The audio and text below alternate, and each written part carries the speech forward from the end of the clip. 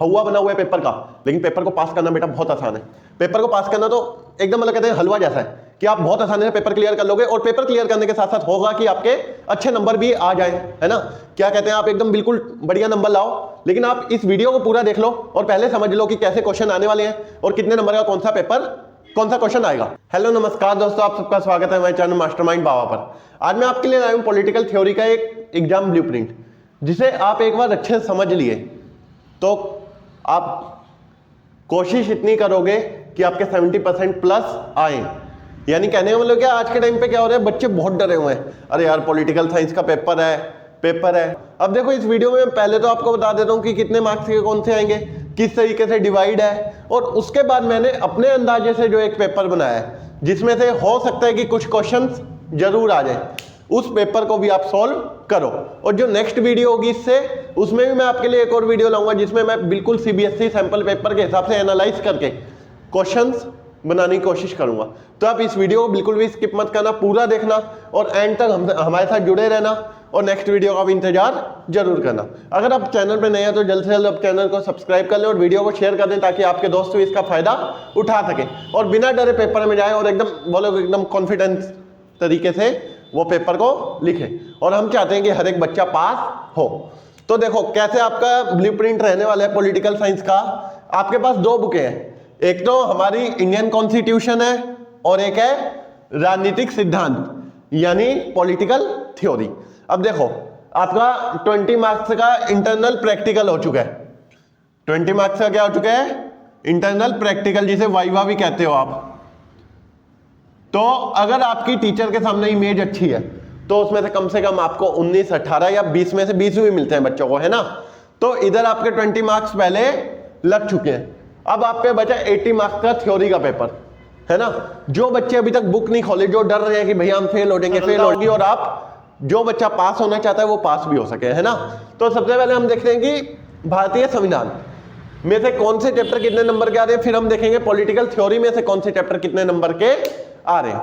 तो देखो सबसे पहले हम देखते हैं, इधर आ जाते हैं, संविधान का निर्माण। पहला चैप्टर क्या है, संविधान क्यों और कैसे। तो मैंने सिंपली इसे लिख दिया भारतीय संविधान का निर्माण, जो 8 मार्क्स का आने वाला है। 8 मार्क्स का आने वाला है, इसका मतलब क्या है कि 8 नंबर, यदि आप एक चैप्टर पढ़ लेते हो तो 8 नंबर कंफर्म, और बहुत आसान चैप्टर है। इसी के बाद अगर हम बात करें तो मौलिक अधिकार, राइट्स आपने आपको सबको पता है, 8वीं क्लास से पढ़ते आ रहे हो यार, इतने आसान चैप्टर हैं। तो राइट्स को भी यदि आप आराम से पढ़ लें तो कितना हो गया, 8 से 14 मार्क्स आपके डन। उसके बाद आता है बेटा, ये 4 चैप्टर मिला के आ रहे हैं 12 मार्क्स के। कौन कौन सा, इलेक्शन कमीशन और एग्जीक्यूटिव, लेजिस्लेटिव और जुडिशरी, चारों को मिला के हमारा बनता है कितने मार्क्स का, 12 मार्क्स का। इसमें से भी कुछ कंफर्म क्वेश्चन है जो पेपर में आते हैं। मैं आपको नेक्स्ट वीडियो में वो क्वेश्चन भी बताऊंगा एक सैंपल पेपर के साथ, जो पूरे तरीके से सीबीएसई बेस्ड होगा, ठीक है। तो अब नेक्स्ट क्वेश्चन हम देखते हैं, चैप्टर नंबर 7 जो है फेडरलिज्म, इसे हिंदी में कहते हैं संघवाद। जो संघवाद में से आ रहा है वो 6 मार्क्स का आ रहा है, ठीक है। संघवाद में से 6 मार्क्स का एक क्वेश्चन भी बनता है, वो मैं आपको बता दूंगा, 2 या 3 क्वेश्चन है, उसी में से बनेगा, वो कंफर्म है। अब देखो अगला है chapter 8 local government. Local government में क्या है बच्चे, लोकल गवर्नमेंट स्थानीय शासन है ना, 73 अमेंडमेंट, 74 अमेंडमेंट, अच्छे से पढ़ लो, बात खत्म। अगला है चैप्टर 9 और 10 जो 8 मार्क्स का आ रहा है। इसमें आपका है जीवंत संविधान। संविधान एक जीवंत दस्तावेज है ना, कैसे संविधान को एक जीवंत दस्तावेज बनाते हैं, आज भी हमारा संविधान जीवित है, किस तरीके से, बहुत आसान चैप्टर है वो भी। तो अब नेक्स्ट आते हैं हम पॉलिटिकल थ्योरी पे। पॉलिटिकल थ्योरी के तो चैप्टर ही बच्चे बहुत प्यारे और आसान है, बस थोड़े लॉन्ग है ना। थ्योरी का मतलब क्या होता है, थोड़ी लॉन्ग चीज लिखना, है ना, लेकिन उसमें बेसिकली कॉन्सेप्ट बड़े आसान है। उसमें से भी कई ऐसे क्वेश्चंस हैं जो कंफर्म है कि आपके पेपर में आने ही आने हैं। जैसे कि मैं एग्जांपल देता हूं, जॉन रॉल्स या फिर जेएस मिल, जॉन रॉल्स या फिर जेएस मिल, इनमें से एक का हानि सिद्धांत है ना, हार्म प्रिंसिपल। किसका हार्म प्रिंसिपल, जेएस मिल का। और जॉन रॉल्स का क्या है, जस्टिस ऑफ थ्योरी, न्याय का सिद्धांत। इनमें से एक क्वेश्चन कंफर्म है आपके पेपर में कि जी हाँ आना ही आना है। तो पॉलिटिकल थ्योरी भी बहुत आसान होने वाली है आपके लिए, है ना। कि पॉलिटिकल थ्योरी में सबसे पहला चैप्टर कौन सा है, पॉलिटिकल थ्योरी ही नाम है, राजनीतिक सिद्धांत। इसमें से कुछ 1 नंबर के क्वेश्चंस मैं आपको बता दूंगा और कुछ परफेक्टली, जैसे इसमें से एक तो क्वेश्चन आता है हम राजनीतिक सिद्धांत क्यों पढ़ते हैं, या हम राजनीतिक सिद्धांत में क्या पढ़ते हैं। तो ऐसे ऐसे कंफर्म क्वेश्चन होने वाले हैं, तो बताओ क्या पास होना मुश्किल है? बिल्कुल भी नहीं, है ना। तो देखो अब चैप्टर 2 हो गया फ्रीडम और इक्वेलिटी। फ्रीडम और इक्वेलिटी दोनों में से मिला के 12 मार्क्स का आने वाला है, बहुत ज्यादा नंबर का हो गया ये चैप्टर, और दोनों चैप्टर इतने आसान। फ्रीडम और इक्वेलिटी को एक साथ इसलिए रखा है क्योंकि फ्रीडम और इक्वेलिटी एक ही सिक्के के दो पहलू की तरह। कहने का मतलब क्या है, जैसे कि फ्रीडम के बिना हम इक्वेलिटी एंजॉय नहीं कर सकते, वैसे ही इक्वेलिटी के बिना हम फ्रीडम भी एंजॉय नहीं कर सकते। अगला है जस्टिस, न्याय। फिर इसमें आ जाता है अधिकार। देखो इधर अधिकार और इधर अधिकार, इधर मौलिक अधिकार हमें पढ़ने हैं, इधर हमें पढ़ना है कि अधिकार आए कहां से, है ना। तो बेसिकली हम दोनों चीजों से कंपेयर करके पढ़ लेंगे तो आसानी से इस क्वेश्चन को भी क्लियर कर पाएंगे, इस चैप्टर को भी क्लियर कर पाएंगे। यानी अगर हम राइट्स पढ़ लेते हैं तो 4 मार्क्स यहां से, 6 मार्क्स यहां से, यानी 4 और 6 कितना हो गया, 10 मार्क्स पक्के। इतना आसान कॉन्सेप्ट। उसके बाद आता है बेटा सिटीजनशिप, नागरिकता, और नेशनलिज्म। नेशनलिज्म का मतलब क्या होता है, राष्ट्रवाद। दोनों से मिला के 8 नंबर का आता है, इतना आसान। फिर आता है सेक्युलरिज्म, निरपेक्षता। इतने आसान चैप्टर होने वाले हैं ना आपके लिए कि आप पास होने का तो बिल्कुल ही क्लियर है कि यहां फेल हो ही नहीं सकते। और उसके बाद एक और खुशखबरी आपको बताता हूं। देखो 12 मार्क्स के तो एमसीक्यू है ना, एक एक नंबर वाले क्वेश्चन है, 12 मार्क्स के एमसीक्यू है, जिसमें आप ऐसे इशारा करते हो, पहले का, दूसरे का, चौथा है भाई, उसमें आप बड़े मजे से सारे इशारे कर लोगे एक दूसरे को, दोस्तों को, है ना। तो 12 में से ज्यादा नहीं, आप कम से कम 10 मार्क्स या 8 मार्क्स गेन कर सकते हो ऐसे इशारों के जरिए। वैसे हो सकता है आपको आने चाहिए, ठीक है, कोशिश करना आपको आते हुए, ऐसे इशारों के भरोसे मत जाना, वो हम तो गलती से चले जाते थे, ठीक है, आपको नहीं जाना इशारों के भरोसे बिल्कुल भी। तो 12 मार्क्स के एमसीक्यूज आपको आराम से क्लियर हो जाने चाहिए। फिर उसके बाद 6 नंबर के क्वेश्चन, 6 क्वेश्चन आ रहे हैं 2-2 नंबर के, यानी देखो 12 नंबर यहाँ पे, 6 दूनी 12। यानी पहले देखो, सबसे पहले आपको पेपर सॉल्व करने का भी एक तरीका बताता हूं मैं। आज सबसे पहले कोई एक सेक्शन उठाना, कहने मतलब क्या, सेक्शन को मिक्स मत करना। सबसे पहले जब पेपर स्टार्ट करते हो ऊपर लिख दो, यदि आप सेक्शन ए कर रहे हो तो सेक्शन ए, ठीक है, या पार्ट ए कर रहे हो तो पार्ट ए। जब आप लिख देते हो तो 12 के 12 क्वेश्चन कर दो, फिर अगला सेक्शन या अगला पार्ट स्टार्ट करो, पार्ट बी या सेक्शन बी। इससे क्या होता है, जो चेकर होते हैं, चेकर को भी काफी आसानी होती है और वो बड़े मजे मजे में चेक करता है, यार बच्चे ने बहुत सिस्टमेटिक तरीके से लिखा है ना। लेकिन यदि आप ऐसा करते हो, पहले 6 नंबर का कर रहे हो, फिर 1 नंबर का कर रहे हो, फिर 2 नंबर का कर रहे हो, मिक्स हो जाता है टीचर के भी दिमाग का बिल्कुल खाली। वो 6 नंबर वाले क्वेश्चन में भी तुम्हें 2 नंबर देके चलो जाओ, क्यों? क्योंकि आपने उल्टे सीधे पैटर्न में किया। अगर एक पैटर्न होता पेपर का, जैसे मान लो एमसीक्यूज कर रहे हो आप 12 मार्क्स के, तो एमसीक्यूज में क्या ऑप्शनल एक एक नंबर का है, एक ही वर्ड होगा, तो उसके लिए जगह छोड़ दो, है ना। लेकिन मिक्स मत करो ना क्वेश्चन को। आपका कहना क्या होता है बच्चों का, सबसे ज्यादा बच्चों का कहना होता है, बच्चों की गलती ये होती है कि बच्चे मानते हैं कि सर मेरे को जो क्वेश्चन आता है वो क्वेश्चन मैं पहले करूंगा। लेकिन ठीक है, आपको जो क्वेश्चन आता है वो क्वेश्चन पहले करो, लेकिन एक सिस्टमेटिक तरीका, समझ गए। फिर ऐसे ही पार्ट बी स्टार्ट करना, 6 क्वेश्चन उसके सॉल्व करना। फिर पार्ट सी में आता है 4 मार्क्स के आते हैं कितने क्वेश्चन, 5 क्वेश्चन, ठीक है। और फिर आता है पार्ट डी। पार्ट डी तो तुम्हारे लिए वरदान होता है बेटा, तुम्हें पास कराने का एक तरीका होता है। पार्ट डी गवर्नमेंट ने डाले इसलिए। इसमें क्या होता है, मैप होता है, कार्टून होता है, प्लस पैसेज होता है। देखो पैसेज तो आप वैसे ही सॉल्व कर लोगे, है ना, 11th तक पहुंच गए, इसका मतलब आपके लिए पैसेज सॉल्व करना मुश्किल नहीं होगा। अब बात रही कार्टून की, अब ऑप्शन आता है, या तो कार्टून आएगा या फिर मैप आएगा, और मैप पूरी बुक में एक ही है, ये भी आपके लिए खुशखबरी है। पूरी बुक में सिर्फ एक मैप है, यदि आप वो मैप कर लेते हैं और किस्मत जाग जाए, मैप आ जाए कार्टून की जगह, तो 5 नंबर वैसे ही पक्के हो जाएंगे, सॉरी 4 नंबर। तो कहने का मतलब क्या है कि आपको पास होने की तो टेंशन ही नहीं लेनी, आपको टेंशन लेनी है किस चीज की, ज्यादा से ज्यादा नंबर गेन करने की। हो सके तो आप 80 प्लस 90 प्लस करो, जिससे कि आपके पेरेंट्स को भी खुशी हो, जो आपको टीचर पढ़ाते हैं वो भी खुश हो, है ना। और अब देखो 6 मार्क्स के, 6 मार्क्स के कितने आने वाले हैं, 4 क्वेश्चन, जो कि 24 मार्क्स हो जाएंगे। यानी कितना हो गया, 12 12 12 36 36 और 24 60 60 और 20 80। और एक और खुशखबरी, जो 6 मार्क्स के क्वेश्चन आएंगे, हर एक क्वेश्चन में आपको चॉइस मिलेगी। हो सकता है आपको एक क्वेश्चन नहीं आता तो उसका अल्टरनेट चॉइस आता हो, है ना। तो सोचो कितना आसान रहने वाला है हमारे लिए पॉलिटिकल साइंस में पास होना। तो देखो ये पूरे तरीके से हमारा 80 मार्क्स का हो गया। अब जो 80 मार्क्स में से हम देख लो, सबसे पहले तो ये समझो आप कि जो आपका पार्ट डी होने वाला है, यदि आप पास होने की कगार लगा के जा रहे हैं, पास होने की उम्मीद लगा के जा रहे हैं और आप सबसे पहले पार्ट डी करना चाहते हैं, तो डायरेक्ट पहुंच जाना किस पे, क्वेश्चन नंबर 24, 25 और 26 पे, कार्टून मैप या पैसिव बेस, है ना। तो इधर आप अच्छे से समझ लो इस चीज को, कितने नंबर का हो रहा है टोटल पेपर, 80 मार्क्स का, जिसमें से कार्टून और मैप कितने नंबर के आने वाले हैं, 12 मार्क्स के, और 1 मार्क्स के कितने आने वाले हैं, 12 क्वेश्चन, 2 मार्क्स के कितने आने वाले हैं, 6 क्वेश्चन, और 4 मार्क्स के कितने आने वाले हैं, 5 क्वेश्चन। और एक चीज और अच्छे से सुन लो कि हर एक 6 मार्क्स के क्वेश्चन में आपको इंटरनल चॉइस मिलने वाली है, जिससे कि आपका पास होना बहुत ही ज्यादा आसान है। तो इस वीडियो को पूरा देखें। तो देखिए यहाँ पे कितने क्वेश्चंस हो गए टोटल, इस एनालाइज को अगर हम देखें तो टोटल 30 क्वेश्चंस होते हैं, जिसमें 30 क्वेश्चंस में थे आपके लिए खुशखबरी है कि 12 क्वेश्चंस तो आप वैसे ही निकाल दो, क्योंकि एमसीक्यूज को तो आप बहुत कम समय में और बहुत आसानी से सॉल्व कर देंगे। और 3 क्वेश्चंस हो गए हमारे 24, 25 और 26, कार्टून, पैसिव या फिर मैप बेस्ड। तो 3 क्वेश्चन ये निकाल दो, आप पे टोटल कितने बचे, सिर्फ और सिर्फ 15 क्वेश्चन।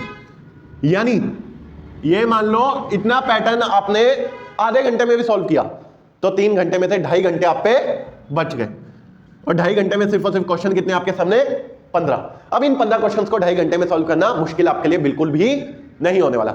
अब देखो इधर एक एक क्वेश्चन करके, यानी किस तरीके के क्वेश्चन आने वाले हैं, मैं कोशिश करूंगा नेक्स्ट वीडियो में वो आपको सजेस्ट कर सकूं। कहने का मतलब क्या है कि जैसे मान लो 8 मार्क्स का कॉन्स्टिट्यूशन वाला चैप्टर आ रहा है, तो मैं उसमें से आपको बता सकूं कि कितने मार्क्स का कौन सा आ सकता है। मेरी पूरी कोशिश ये रहेगी, और भगवान ने चाहा तो वो आएगा भी, है ना। लेकिन एक तैयारी के बेस पे हम देखें तो हमारे पास सिर्फ और सिर्फ 15 क्वेश्चन है, और यदि इन 15 क्वेश्चन को हम ज्यादा नहीं 40 से 50 क्वेश्चन याद करें, तो उन्हीं में से ये 15 क्वेश्चन कंफर्म निकलने वाले हैं। और अब जो क्वेश्चन पेपर आपको करा रहा हूं उसे ध्यान से सुनो, हो सकता है उसमें से कई क्वेश्चंस आपके पेपर में आ भी जाए। तो अब देखो एक एक करके मैं आपको क्वेश्चंस बताता हूं, पैटर्न बताता हूं, और जो नेक्स्ट पेपर में सॉल्व होने वाला है, यानी इस वीडियो से अगला जो पेपर आने वाला है वो पूरा का पूरा सीबीएसई पैटर्न बेस होने वाला है। ध्यान से सुन लो, सीबीएसई पैटर्न बेस, यानी जिस तरीके के क्वेश्चन सीबीएसई ने अपने सैंपल पेपर में दिए हैं उन्हीं को एनालाइज करके मैं कुछ क्वेश्चंस को बनाने वाला हूं, और हो सकता है कि वो क्वेश्चंस पेपर में आए भी। ठीक है, तो ध्यान से सुन लो, पूरी वीडियो को देखना है और उस वीडियो का भी ढंग से इंतजार करना है, ताकि आप पेपर में अच्छे नंबर ला सको। अब देखो मैं एक एक करके आता हूं जो मैंने पेपर बनाया उस पर। सबसे पहले मैं पार्ट ए पे आता हूं। पार्ट ए में कितने क्वेश्चन होने वाले हैं भाई, 12 क्वेश्चन, जो मैंने अपने पेपर में भी रखे हैं, और 12 पे 12 क्वेश्चन मैं आपको सॉल्व कराता हूं। जैसे कि देखो पहला क्वेश्चन मैंने संविधान वाले चैप्टर में से लिया है कि भारतीय संविधान पर अंतिम रूप से कितने लोगों ने साइन किए थे। भारतीय संविधान पे अंतिम रूप से कितने लोगों ने साइन किए थे। इसकी जगह क्वेश्चन ये भी आ सकता है कि भारतीय संविधान में टोटल कितने मेंबर थे। तो टोटल कितने थे, 389। कितने थे, 389। एंड में जब पाकिस्तान के लिए विभाजन तय हो गया था तो कितने रह गए थे, 299। लेकिन अंतिम रूप से साइन कितनों ने किए थे, 284 सदस्यों ने। तो हमारा सेकंड क्वेश्चन क्या होने वाला है, सेकंड क्वेश्चन होने वाला है इसमें, कौन से संविधान संशोधन द्वारा भारतीय संविधान में से संपत्ति के अधिकार को हटाया गया था। ऐसा भी पूछ सकते हैं क्वेश्चन। आपको पता होगा कि पहले मौलिक अधिकार 7 थे, आज के टाइम पे जो 6 है, पहले कितने थे, 7। लेकिन 42th अमेंडमेंट के तहत संपत्ति के अधिकार को हमारे संविधान से हटा दिया गया था। क्यों, क्योंकि वो देश के विकास में प्रॉब्लम बन रहा था। समझ गए। अब उससे नेक्स्ट क्वेश्चन आ सकता है बेटा, चुनाव आयोग का वर्णन किस अनुच्छेद में है। चुनाव आयोग का वर्णन किस अनुच्छेद में। देखो अनुच्छेद भी आ सकते हैं, तो आपको आर्टिकल्स भी याद होने चाहिए। तो आर्टिकल 324। अगला क्वेश्चन होने वाला है भाई, अतातुर्क का अर्थ लिखो। अब बच्चे क्या करते हैं, गलती सबसे बड़ी, जो बॉक्स होते हैं उन्हें तो पढ़ते ही नहीं। अब मैं गारंटी देता हूं आधे से ज्यादा बच्चों को ये नहीं पता होगा अतातुर्क का अर्थ। अतातुर्क का अर्थ होता है बेटा तुर्कों का पिता, जो आपकी एनसीईआरटी में लिखा हुआ है। अगला क्वेश्चन है, उद्देश्य प्रस्ताव किसके द्वारा पारित किया गया। तो उद्देश्य प्रस्ताव संविधान सभा की तीसरी बैठक, कौन थी, तीसरी बैठक हुई थी। कब हुई थी, 13 दिसंबर 1946। उसमें प्रधानमंत्री उस टाइम के तो नहीं थे खैर, है ना, लेकिन जो हमारे पहले प्रधानमंत्री थे पंडित जवाहरलाल नेहरू, उन्होंने उद्देश्य प्रस्ताव को पारित किया था। जो अगला क्वेश्चन आने वाला है हमारा, हिंद स्वराज नामक पुस्तक किसने लिखी। तो हमारे महात्मा गांधी जी ने। नेक्स्ट क्वेश्चन जो मैंने सेट किया इधर, किस मौलिक अधिकार को भारत के संविधान के हृदय और आत्मा कहा जाता है। यह क्वेश्चन आता है, इसका आंसर तो ऐसा है, संवैधानिक उपचारों के अधिकार को संविधान के हृदय और आत्मा कहा जाता है। क्वेश्चन आता है कि संवैधानिक उपचारों के अधिकार को संविधान के हृदय और आत्मा किसने कहा है? तो डॉक्टर भीमराव अंबेडकर जी ने। जो हमारा नेक्स्ट क्वेश्चन सेट है वो है अंतरराष्ट्रीय मानवाधिकार दिवस कब मनाया जाता है? तो अंतरराष्ट्रीय मानवाधिकार दिवस 10 दिसंबर को सेलिब्रेट करते हैं। कब करते हैं? 10 दिसंबर। हमारा जो नेक्स्ट क्वेश्चन है भैया वो है पंथ निरपेक्ष को भारतीय संविधान में किस संविधान संशोधन द्वारा जोड़ा गया? तो देखो पंथ निरपेक्ष को भारतीय संविधान में 42th अमेंडमेंट द्वारा ही जोड़ा गया था। और पंथ निरपेक्ष क्यों जोड़ा गया धर्म निरपेक्ष की जगह? तो पंथ निरपेक्ष इसलिए जोड़ा गया क्योंकि हमारे देश में अनेक धर्मों के साथ साथ अनेक पंथों के भी लोग रहते हैं। ठीक है, हमारा जो नेक्स्ट क्वेश्चन होने वाला है बच्चा वो है भारतीय संविधान को किसके द्वारा बनाया गया? तो ज्यादातर बच्चे इसमें कराते हैं डॉक्टर भीमराव अंबेडकर, लेकिन नहीं, अकेले डॉक्टर भीमराव अंबेडकर जी ने नहीं बनाया संविधान। उन्होंने तो प्रारूप तैयार किया है ना, प्रारूप पे मिलजुल कर बात हुई, वाद हुए, विवाद हुए, तब जाके पूरा संविधान बना। और इस पे वाद विवाद करने वाले कौन थे? पूरी संविधान सभा, यानी पूरी कॉन्स्टिट्यूशनल असेंबली। अगला क्वेश्चन है बेटा आर्टिकल 370 को भारत से कब हटाया गया? तो आर्टिकल 370 को भारत से 5 अगस्त 2019 को संसद में आ गया था, है ना, और 9 अगस्त को वो पारित हो गया था। तो एग्जैक्ट डेट हो जाती है 9 अगस्त 2019। अगला क्वेश्चन आता है बच्चा कि भारतीय संविधान में नीति निर्देशक तत्वों को किस देश से लिया गया है? तो भारतीय संविधान से नीति निर्देशक तत्वों को आयरलैंड से हमने अडॉप्ट किए। क्लियर? ये हमारे 12 क्वेश्चंस हो गए एक एक नंबर वाले। अब हम आते हैं 2 नंबर वाले क्वेश्चंस पे, यानी पार्ट बी। तो पार्ट बी है भारतीय संविधान में उद्देश्य प्रस्ताव के कोई 2 बिंदु लिखो। भारतीय संविधान में मैंने एक क्वेश्चन पहले भी दिया, उद्देश्य प्रस्ताव किसने पारित किया? तो नेहरू जी ने, है ना। उद्देश्य प्रस्ताव के कोई 2 पॉइंट लिखने हैं तो समानता और स्वतंत्रता पे लिख देना और थोड़ा सा डिफाइन कर देना, है ना। अगला क्वेश्चन है न्यायपालिका के कोई 2 कार्य लिखो। न्यायपालिका के कोई 2 काम बताने, बहुत इजी क्वेश्चन है, कर लोगे। नेक्स्ट क्वेश्चन है क्या भारत एक संघीय राज्य है? अपने उत्तर में तर्क दो। यस, भारत एक संघीय राज्य है। क्यों? क्योंकि भारत का एक लिखित संविधान है और उसमें शक्तियों का बंटवारा किया गया है। संघवाद क्या होता है? जिस देश में शक्तियों का बंटवारा हो, है ना, और भारतीय संविधान में ऐसा है। अब हमारे नेक्स्ट क्वेश्चन होने वाले एक आदर्श नागरिक के क्या क्या कर्तव्य। आदर्श नागरिक का मतलब एक अच्छा नागरिक जो देश में रहता है उसके कर्तव्य बताने। सिंपल है, राष्ट्रीय ध्वज का सम्मान करना, है ना, जरूरत पड़ने पर देश के लिए, सुरक्षा के लिए खड़े रहना, है ना, कॉन्स्टिट्यूशन का पालन करना, अपने अधिकारों का सही तरीके से इस्तेमाल करना, गलत इस्तेमाल करना, लाइक बहुत सारे हो जाएंगे, है ना। अगला क्वेश्चन आता है बच्चा भारत में सर्वप्रथम स्थानीय शासन की स्थापना कब और कहाँ हुई? तो ये क्वेश्चन थोड़ा हो जाता है।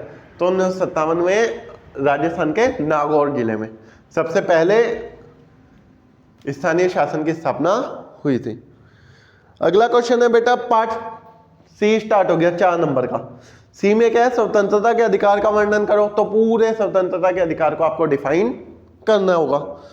उससे अगला पार्ट सी का दूसरा क्वेश्चन क्या है? भारतीय संघवाद की कोई 4 एकात्मक विशेषताएं लिखो। यानी भारतीय संविधान संघवाद होते, भारत में संघवाद होते हुए भी एकात्मकता दिखाई देती है, वो बताना है ना। तो भारतीय संविधान में संघवाद होने के बावजूद एकात्मकता कैसे दिखती है? तो भारत में सिंगल सिटीजनशिप है ना, एक ही संविधान है जो पूरे देश में लागू होता है, एक ही न्यायपालिका है, और जरूरत पड़ने पर मतलब जब आपातकालीन स्थिति होती है केंद्र सरकार पे ज्यादा शक्तियां हो जाती हैं, तो नॉर्मल सा पॉइंट है ये भी, है ना। यानी क्वेश्चन ढंग से पढ़ लेना पेपर में। क्वेश्चन आता है भारतीय संविधान संघात्मक होते हुए भी एकात्मक है, समझाइए। तो आपको उसमें उसकी एकात्मक विशेषताएं लिखनी होंगी। हमारा नेक्स्ट क्वेश्चन है स्वतंत्रता और समानता, फ्रीडम और इक्वालिटी एक ही सिक्के के 2 पहलू हैं, समझाइए। तो आपको ये भी पूरा पता ही होगा कि स्वतंत्रता के बिना समानता नहीं है, समानता के बिना स्वतंत्रता नहीं है। उसका उदाहरण देके आपको समझाना होगा। अगला क्वेश्चन है भाई भारतीय धर्मनिरपेक्षता किस प्रकार पश्चिमी धर्मनिरपेक्षता से अलग है? तो ये आपके धर्मनिरपेक्षता वाले चैप्टर में, सेकुलरिज्म वाले में, है ना। तो उसे भी आप पढ़ लेना। और यदि किसी बच्चे को आंसर नहीं पता तो वो कमेंट बॉक्स में पूछे, हम जरूर उसका आंसर क्लियर करने की कोशिश करेंगे। नेक्स्ट पॉइंट है हमारा जेएस मिल का न्याय सिद्धांत। मैंने जब स्टार्ट किया था वीडियो बनाना उस टाइम पे मैंने बता दिया था, सॉरी, जॉन रॉल्स का न्याय सिद्धांत। मैंने क्या बता दिया था आपको, या तो जेएस मिल का हानि सिद्धांत आएगा या फिर जॉन रॉल्स का न्याय सिद्धांत जरूर आएगा। तो मैंने इस पैटर्न में आपको जॉन रॉल्स का न्याय सिद्धांत फिक्स किया है। आप जॉन रॉल्स का न्याय सिद्धांत और जेएस मिल का हानि सिद्धांत दोनों याद कर लेना। नेक्स्ट क्वेश्चन है बच्चा कि अब यहां से स्टार्ट हो जाता है हमारा पार्ट डी।